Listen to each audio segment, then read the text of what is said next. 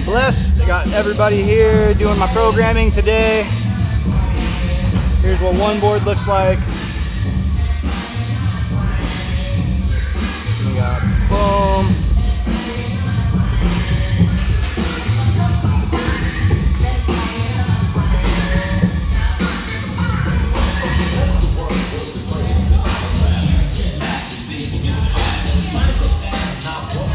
Board here.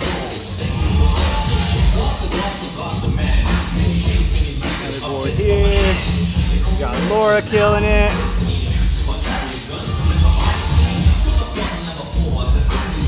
We got Mr. John killing it per usual. Sir. And then we got these two monsters again. Come join us at North County Fitness.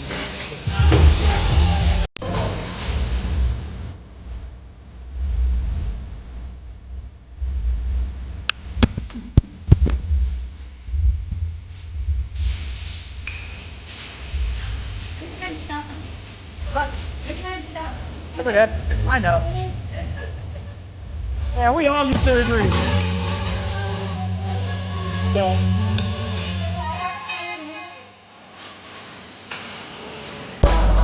You don't need it.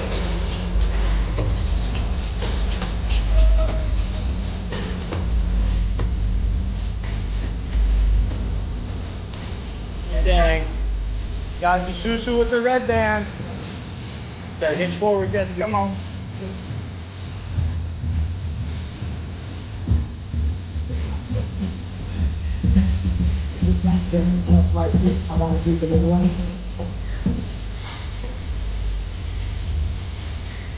About halfway, guys. Halfway.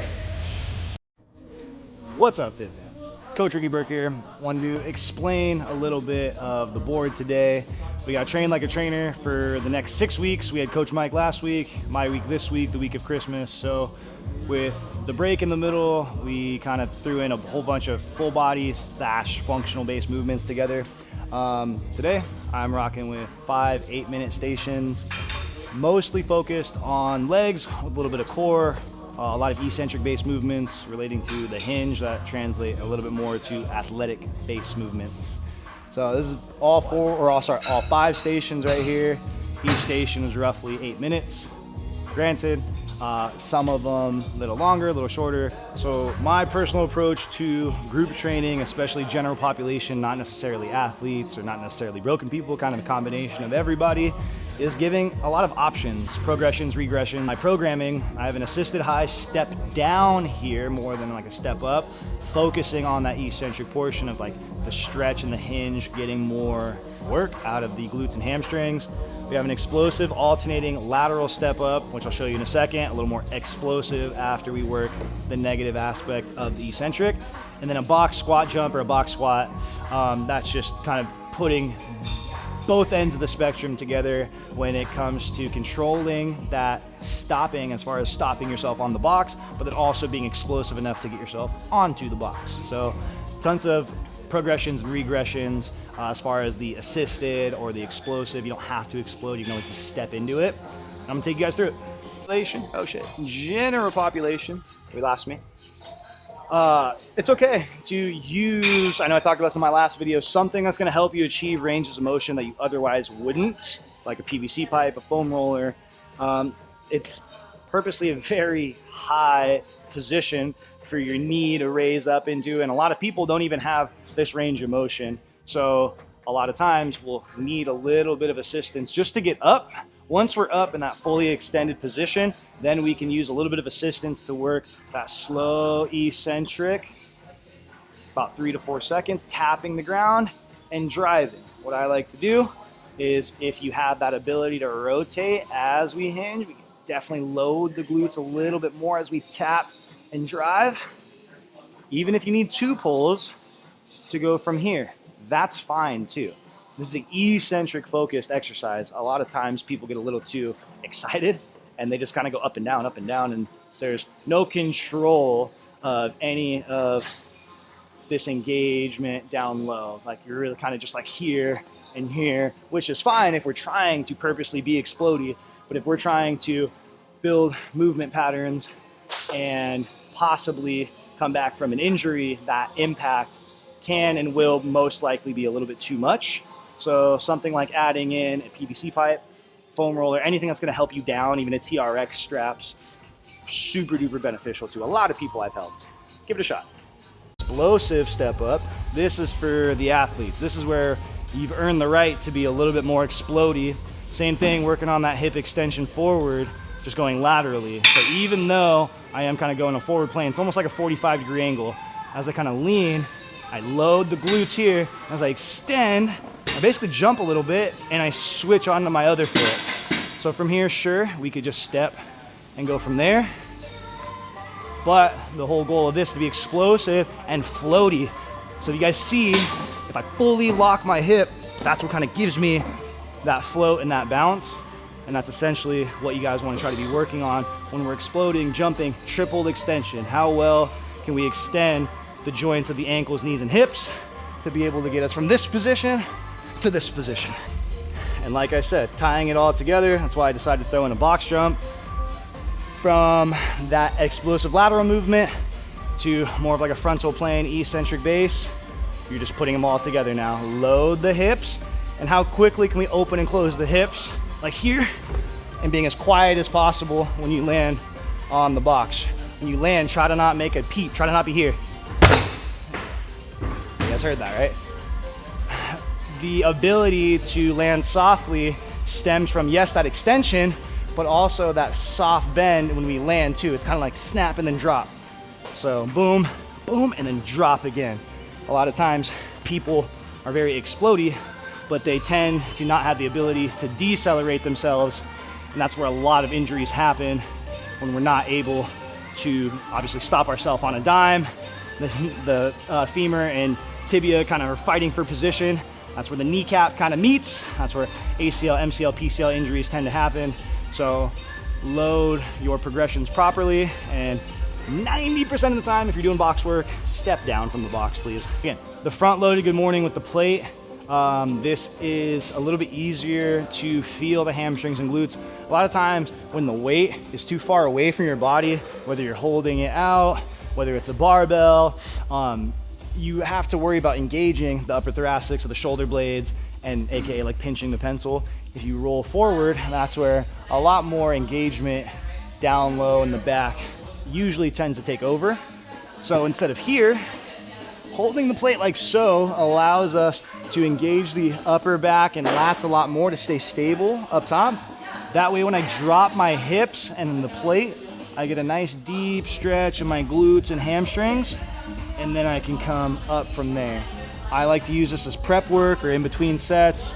For this particular station, it was squats first, and this would be noted as an accessory movement. Now, if you want to spice it up, what I also like to do is add a rotation, or they showed me this, so shout out PPSE. But from here, hinging, getting about halfway down to your hinge, and then almost elephant walking as we hike one leg back and get the whole of the plate outside of one leg. So one leg is completely straight and flexed, feeling that stretch in the hamstrings, glutes. The other one's slightly bent, and then you just switch. This is a lot more translative to real life because the spine is supposed to flex. We're supposed to go forward. We're supposed to twist. We're supposed to go into lateral flexion. Why would you work so hard to work anti-rotation, anti-lateral flexion when those are part of everyday human movement? So this is a safe and effective way to bake them into your guys' programming, whether you're a high-level athlete or general population. Copenhagen plank, Copenhagen side plank. You want to be particular with the vernacular and all that, but essentially this is a adductor focused side plank with a little bit of obliques involved to not rotate, not laterally flex. But when we're here, again, general population training, giving options. What I like to do is, the standard is I think ankle or foot and then letting the opposite leg kind of float. I'm not sure if you guys can see that with full hip extension. What I like to do, again, options. Let the left leg help. That's what's gonna help with that full extension. I would much rather have assisted full range of motion and full hip flexion than unassisted whatever this is. Like not even engaged, I'm just trying to fight to hold myself up. If you have any ankle, knee, or even hip issues, what I like to do is kind of straddle the bench a little bit more. That way I could fit more of like my lower leg, my knee.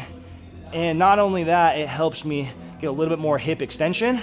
And if I lift that bottom leg, I feel a lot more tension in my adductors, which is what we're trying to do by pushing into the bench this way. That's these muscles here. And whether you're an athlete, somebody that doesn't move very well, we should always train each direction of the hip, whether it's adduction, abduction, flexion forward, flexion backwards. Bake it into your training some way, so that way when you need to use it, those neurons are fired up and we don't snap some shit up just by doing anything quick and explosive that we haven't done in years.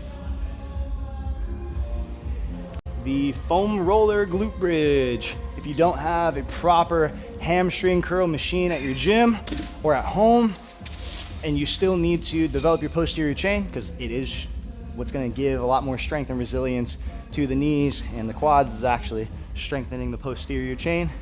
So what we're going to do here, again, general population, giving options. Generally speaking, I like to push my arms into the ground. Again, kind of same concept as the front loaded good morning. It's going to give us a lot more stability up top.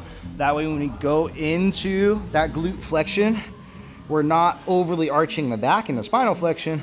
We're actually engaging the glutes because we're nice and stable in the scaps, lats, and glutes.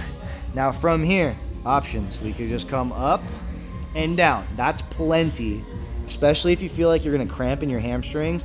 If you're not cramping, and if you feel like you wanna spice it up a little bit more, we have two options. We can either go into full extension. Oh, you guys can't see my legs, but my legs are straight with my hips off the ground, and then I pull it back in. Or we can hit a single leg glute bridge. If you want to get real sexy with it, hit that single leg hamstring curl off the roller. That's advanced though. So that's the point of training general population in group classes, is giving as many options as possible, because it's 2025, or it's about to be. There is no right and wrong way to do any particular movement, unless you are a sport-specific athlete that's competing for either money or for gold. Sure, there may be some contingencies that make us have to do a certain thing, but if you are just in the gym trying to better yourself as a person, there's so many other ways to grow your pecs, shoulders, legs, core than just those two movements. Sure, they're popular and they're what's out there because it's what gets clicks, and it's what Arnold did in the golden era, so that's what we're familiar with. But that was 50 years ago, and science is changing every day. So be open to new things and just try. Like, the biggest thing is, if you try an exercise and you don't feel it, or if it hurts, don't do it. So there's always an option, always. I'm giving these guys way too much credit, so you guys better put me on your team or sponsor me or something. I'm just playing, but really though. PPSC showed us a good amount of kettlebell stuff in their KFT certification FKT, Functional Kettlebell Training Certificate. A lot of that, again, was training general population. We're in this, mindset that things need to be a certain way all the time. It's farthest from the truth here. So I'm going to take you guys through 3 different kettlebell specific movements. A single arm kettlebell front rack squat. Shout out to Drew Courtney, my physical therapist. He showed me this one. It does involve a kettlebell though, so I threw that in this circuit. A dual arm kettlebell, single leg RDL, and then alternating kettlebell swings with an option to add some rotation. So it doesn't necessarily matter which kettlebell or how heavy you use, just as long as it's something that gets you off of your normal movement pattern. So I'm going to show you guys from a side profile, and then I'll show you guys from the front. But the single arm kettlebell front rack squat is a front rack, single arm. This is a kettlebell, and you're going to squat. Now check it out. The goal, if you guys see me from the side, you can't tell. It just looks like a squat. But the goal, especially a couple months ago, my back was a lot tighter, is to not shift over to the side that's loaded. Because normally that is what would happen. You'd either shift or you'd rotate. So the whole point of having this in a front rack is it makes the core engage a lot more to not turn, rotate, laterally flex.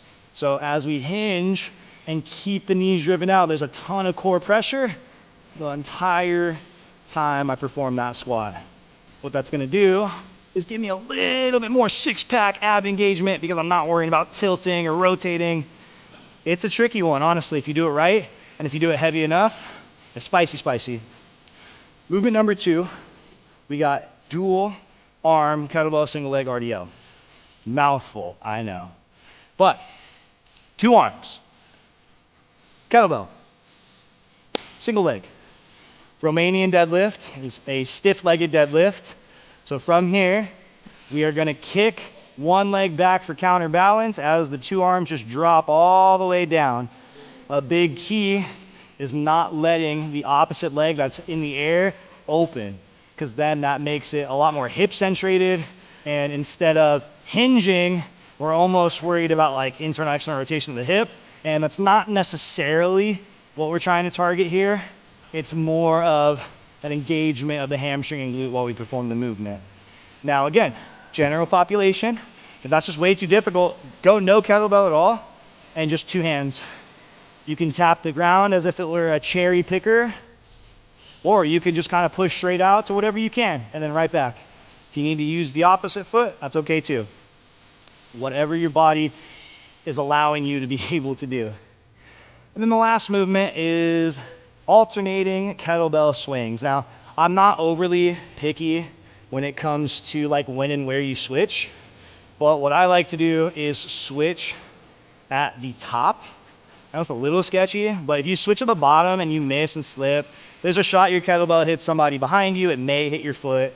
So what I like to do, I'm gonna show you the not rotating option, the rotating option. We're here, and I'm grabbing the side of the kettlebell and I'm switching here, switching here, switching here. My keys are I touch my forearm to my thigh, and I actually don't rotate on this one. Now, see, I'm switching at the top, and it's easy because I have a lane for me to grab, lane for me to grab. Now, if I want to spice it up a little bit and allow myself to get a little bit more stretch in the glutes and hamstrings, all I got to do is rotate a little bit more and go thumb to bum. So my thumb was pretty much palm up here. I'm gonna go thumb to bum, boom, switch. Thumb to bum, switch. And I'm gonna turn a lot more, but what it does is it loads that hip hinge that we're talking about. How quickly can we open and close the hips from there? I like it a lot because it's almost like you're jumping. It's a lot more hip and explodiness rather than just like a knee kind of squatty, like janky looking kettlebell swing like this, right? When you rotate and switch, it forces the hip hinge to have to kind of be present. And when it comes to athleticism, triple extension, including the hips, is super duper duper important. All right. I don't know if a lot of people know this or if I've even put this out in the universe or world, but back in the day when I first started as a personal trainer, personally, I wanted to do men's physique, like bodybuilding. I was always into hypertrophy training, and these were, or at least this low cable, supinated low cable squat for me was massive when I was trying to grow my legs, but not put so much stress and tension on my spine. So this is a great alternative for anybody who has a hard time hinging or anybody that has any back issues when they squat. All you need is a cable machine and any straight bar that you can hold with palms up. And I'm not too picky on the weight. I would try to use at least like a quarter of your body weight. If you're even remotely strong, of course, go heavier. Supinated just means palms up. And I've used this for myself. I've used this for 80-year-old clients. I've used this for 25-year-old athletes too. So from here, as we're in this kind of counterbalance position with the arms going forward, the hips kind of want to shift forward too. And that's kind of the point, is we are planted, feet flat, almost on the toes, but as soon as we initiate our movement and we hinge back, we're counterbalancing with the arms. We're not rowing, we're not bending. In fact, we're dropping our chest forward as the butt comes back. That allows me to stay in a nice, comfortable hinge. I feel my hamstrings and glutes stretch on the way down. And then as I get deeper and deeper, I can just turn into more of a squat. Now from here, I don't want to bottom out and then lean back. I want to be able to hinge, hinge, hinge, squat, squat, squat. When I'm at my most bottom part, if I just push my hips and knees back, that's going to re-engage the hamstring engagement of my hinge, and then I can finish the movement and squeeze the glutes at the top. When we say posterior chain, this is what we're talking about. So yes, my knees are bending a little bit. I feel a little bit of quad engagement, but it's mostly coming from right back here in my deep squat as I push my knees and hips back, and then I finish off with everything at the end, squeezing glutes at the top. I'm gonna go right into movement number 2 because they do go hand in hand. The Kang squat, same exact grip. This is just gonna make you have to focus again on that hip hinge. Bye, Yessie. Merry Christmas. You're gonna hip hinge, 4 parts to this movement. Hinge forward, same thing, counterbalancing that weight. Feel the hamstring stretch. That's 1. 2, we go into almost like a sumo squat. Again, don't bottom out. Just enough of a squat to maintain balance and engagement back in the hips and hamstrings. Re-engage those hams. And then from here, as we stand, we're gonna lift and squeeze the booty cheeks at the top. It's our Kang squat. So 1, 2, 3, 4 from there. 8 reps total, because that is plenty of time under tension there. And then of course, just because I played every sport except basketball, never said I was good, I just played. But alternating jump lunge into a squat. This is where a couple people were looking at me funny, like some people that had some knee issues, hip issues, back issues, or they were like, dude, I ain't ever jumping. So again, options for general population. On paper, it was supposed to be alternating jump lunge into a squat, right? Not a lot of people can do that, and that's okay. Regular reverse lunge, and then squat. That works too. Even if that is too much, poles, foam rollers, TRX, something that allows us that passive range with a little bit of assistance, and then squatting from there. You guys can see it's bending, extending, a lot of up and down. It does tax the nervous system a little bit, so it's not for the faint of heart, but we need to be able to push the envelope, especially when it comes to unilateral based movement, like single arm, single leg. That's where a lot of older people struggle, getting in and out of chairs, in and out of their car, because there is a temporary moment where you're on one leg, and that's usually the leap of faith when it comes to getting in and out of the shower. Sketchy positions that you wouldn't otherwise mimic unless you were in a controlled environment like a gym training that stuff. So if you don't use it, you lose it. I hate to like keep drilling that in, but it's so freaking true. 2 years ago, I had hardly any movement in my right arm, and I was still a coach. I still had to make it happen for people, and it's been awesome to see the people that trusted the process and the time they've been working with me. Their progress has skyrocketed, my progress has skyrocketed. So there's definitely a lot of truth into what I'm saying here. It's just a matter of putting the ego aside and letting yourself be okay with using something like PVC pipes to assist you out of a lunge, or TRX to help you hold a squat. Because the stronger we can get in stable positions, that's gonna give us way more potential to create sustainable power. If we only train power, and never really train that stability strength aspect, something's gotta give eventually. So there's always gonna be a balance when it comes to your training periodization, your cycling, and that's where the importance of the coach is so important.